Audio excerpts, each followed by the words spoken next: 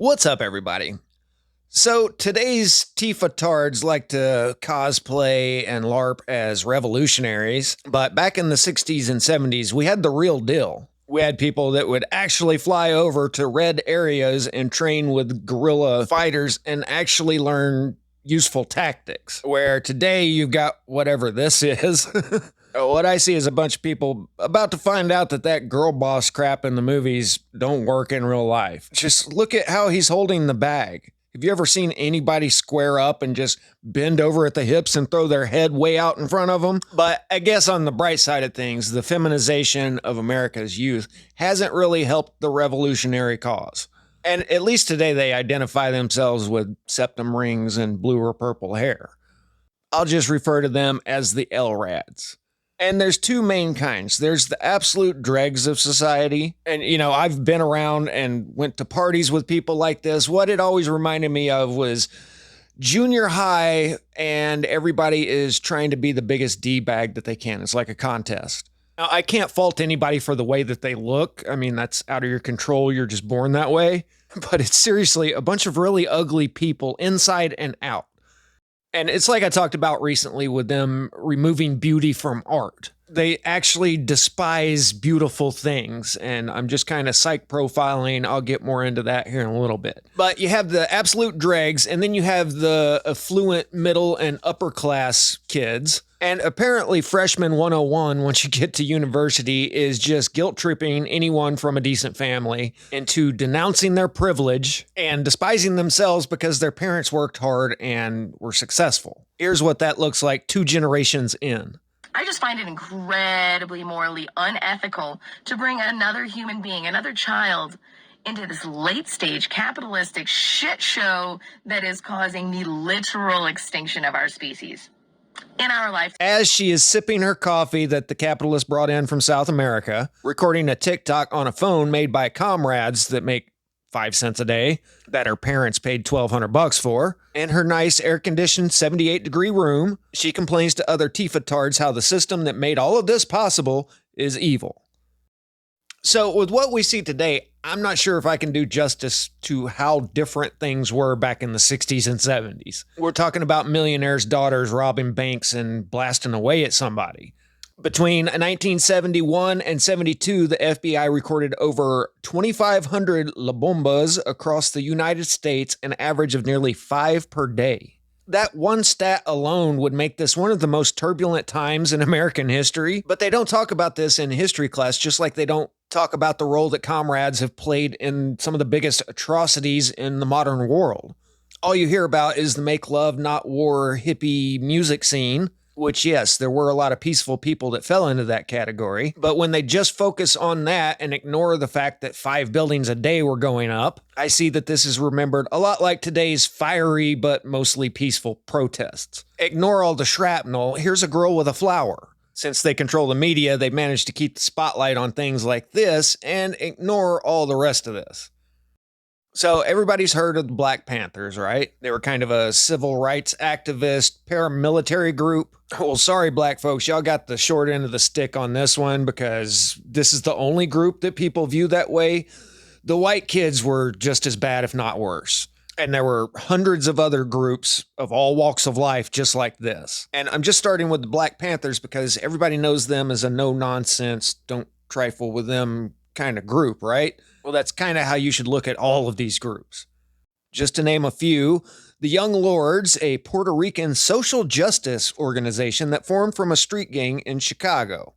Just so you know, Chicago has been the comrade capital of America since the 1910s and 20s when it started spreading around the world. That's why they recently flooded the place with noobs, as Mayor Johnson spent $1 billion in one fiscal year to house and support their new voter base. You know, the $5,000 a month debit cards. Chicago's so crooked, they sold their streets. I'm not kidding. They sold all of the parking meter revenue to a bank. Anyway, Chicago has long been a comrade breeding ground. But these groups weren't like today's USAID backdoor money grabbers. They'd actually help out their community. So the Young Lords would do their free breakfast program, health clinics, and of course, favorable media coverage.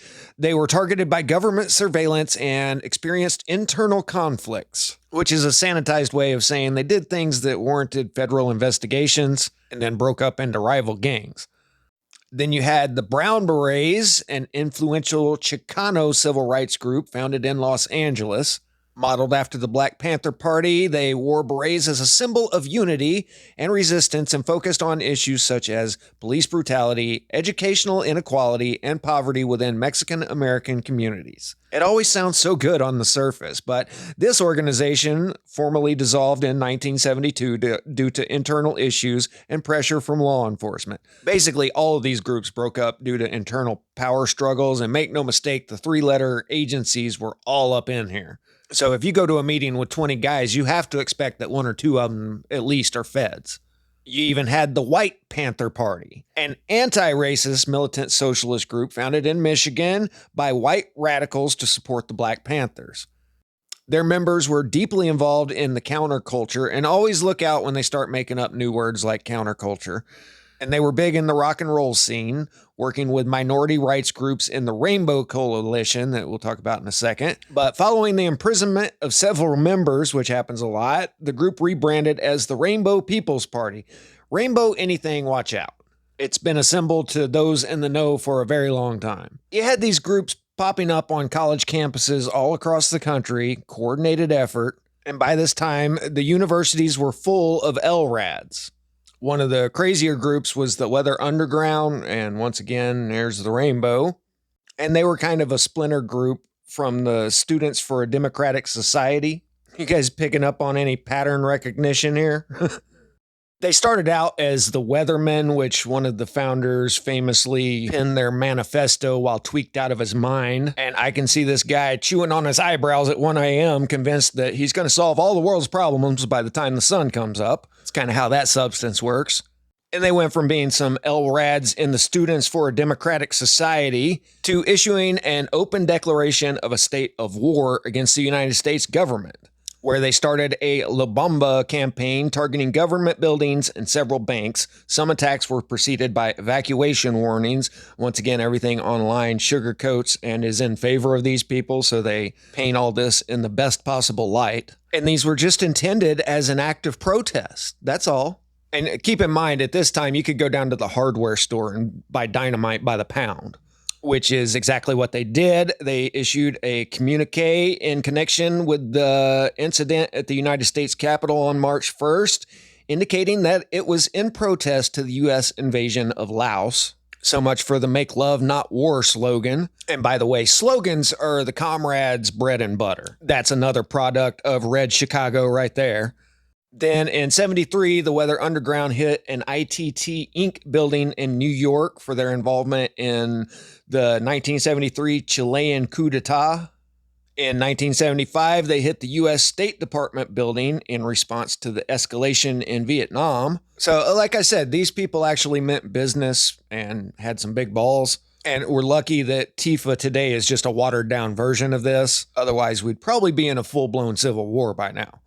And here's the deal, is a lot of us could have easily been caught up in something like this, especially with Vietnam going on and, pretty much everybody knew somebody that went over and didn't come back. But the problem is still to this day, there is a sect within our educational system, higher education, that radicalizes otherwise decent kids. And now let me read you a little bit of the non-wiki version of events.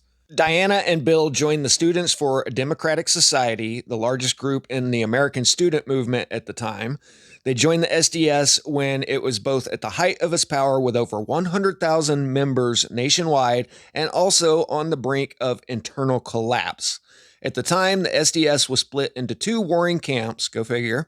The Progressive Labor Party, a working class focused group of old school commies, and the Revolutionary Youth Movement, a militant group that eventually became the Weathermen.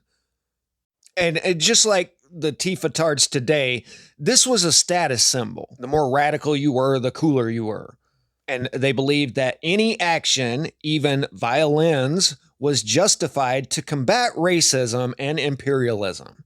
It just never gets old, does it? And you know how today they've turned Luigi into a folk hero? Well, these are just tried and true tactics. Back at this time, they had another slogan, to be like Marion Delgado, who was just a kid that derailed a passenger train because he put a slab of concrete on the tracks, not because of malevolence. When asked about it, he said, well, I couldn't break that big rock by myself, so I decided to let the train do it.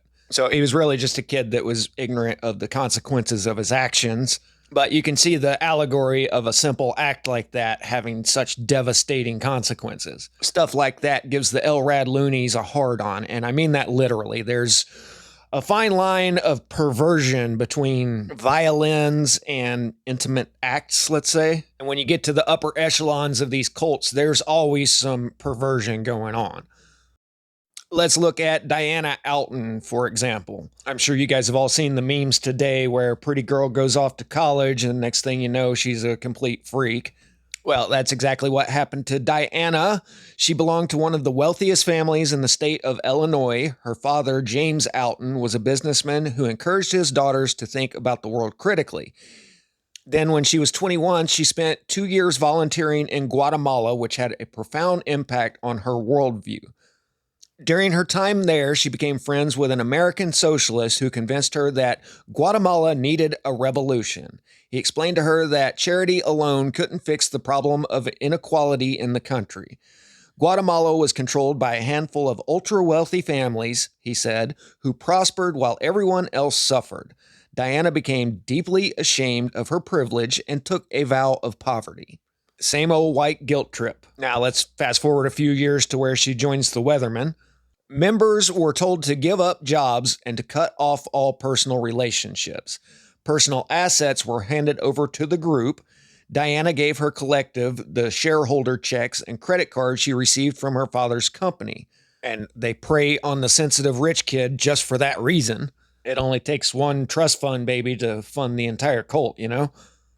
But they give up all personal belongings, personal identity, become completely dependent on the collective.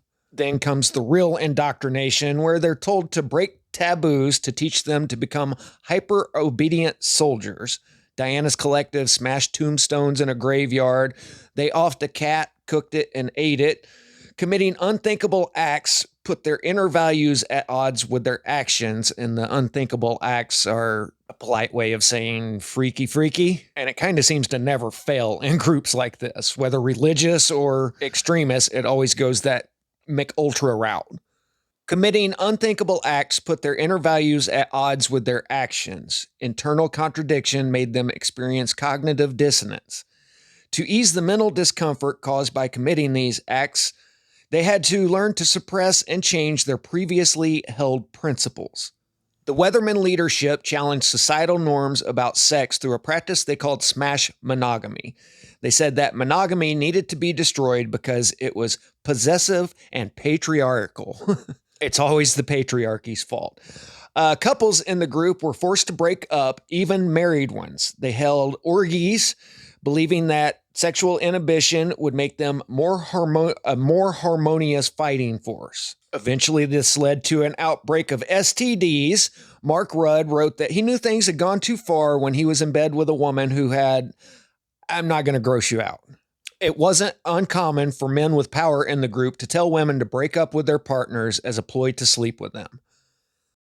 So there's definitely a direct correlation between these megalomaniacs with a savior complex and carnal conquest and subjugation. And like they just mentioned, once you have completely defiled yourself and destroyed your own personal values and morals, then you become an easy to manipulate zombie soldier. So this has been deeply embedded in our universities for generations now. And really, we've just talked about the people that have fallen prey to this ideology and not the people at the top doing the actual persuading that is turning these kids into LRADs. It's always a good cause on the surface, equal pay for equal work, stop the war. That's for the mild-mannered kids. But then also they recruit straight up bangers and turn them into legit organizations that get government handouts. then the best part of it is academia and education ignores all of the crap that they do. Like, I don't know, 2,500 La Bambas in 2 years? And then turn it around and say that the traditionalists are the real problem here. Everything the LRADs do, that's justified because they're just protesting. But somehow it's the Christians that are responsible for all of the violins. I'm not even kidding. If you look up the Weather Underground, this is what the AI printout was. While the Weather Underground was rooted in New Left politics, contemporary groups are predominantly driven by far-right streamers with religiously motivated ideologies. Okay, show me. Well, they're loosely organized online networks that are now a more prevalent threat than centralized revolutionaries. So not one mention of the true acts of terror that these centralized revolutionary groups have committed. Then they go on and list these groups that have never done anything like what the Weather Underground has done. Anti-government constitutionalist ideologies. So if you stand up for the Constitution that our government is based off of, then you have an anti-government ideology? Anti-what government? Well, anti-comrade revolution. And don't forget about the ever-elusive neo-Naz. Have you guys ever met anybody like this? I've met one person back in like junior high school, and that was just an idiot tweaker that was too dumb to unplug the dryer before actually working on it. I'm serious. It was hilarious. But they go on page after page of these boogeyman groups that nobody's ever actually seen in real life, and they completely ignore the LRADs that have done all kinds of stuff in the real world. Sorry, but memes don't actually count as violins. So there needs to be a complete cleansing of our education system. Need to get rid of the media altogether, because we're looking at the 70s when everything boiled to a head and things went physical and kinetic. But then by the 90s, 2000s, this stuff all but disappeared on the surface. But behind the scenes, all these kids were being indoctrinated with all this. And now it's come forth in the new woke movement. But as long as these same ideologues are behind the scenes the whole time, you're never going to stamp it out. They might be quiet for a decade or two, but they're just gearing up for the next assault.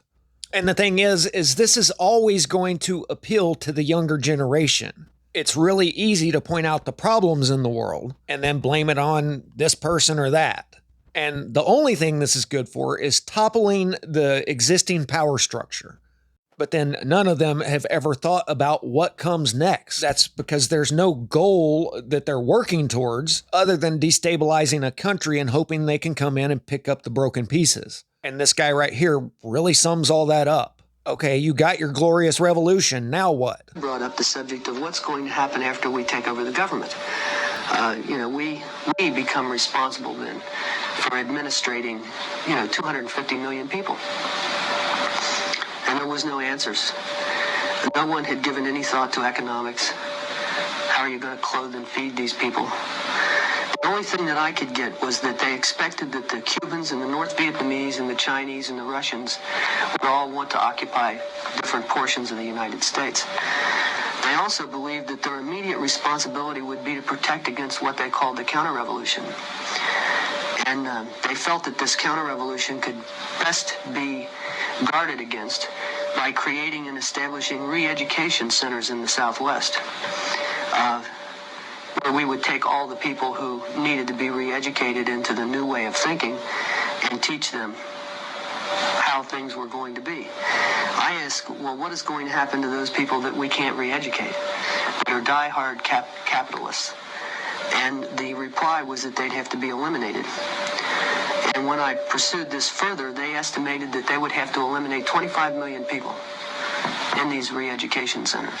And when I say eliminate, I mean kill. 25 million people. Now, I want you to imagine sitting in a room with 25 people, most of which have graduate degrees from Columbia and other well-known educational centers, and hear them figuring out the logistics for the elimination of 25 million people. And they were dead serious.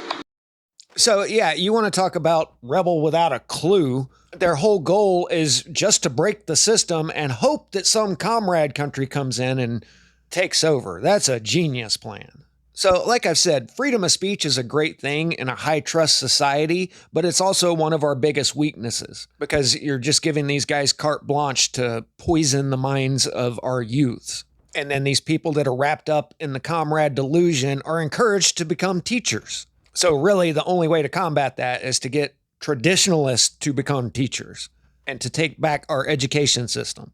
Otherwise, this is just going to keep happening every generation or so. So anyway, there, I'm finally done. This has been the hardest video I've ever made in my life because I've got a horrific toothache.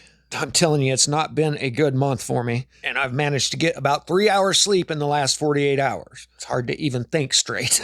But at least I finally got this done. So I hope you guys enjoyed it. I'll catch you on the next one. Static out.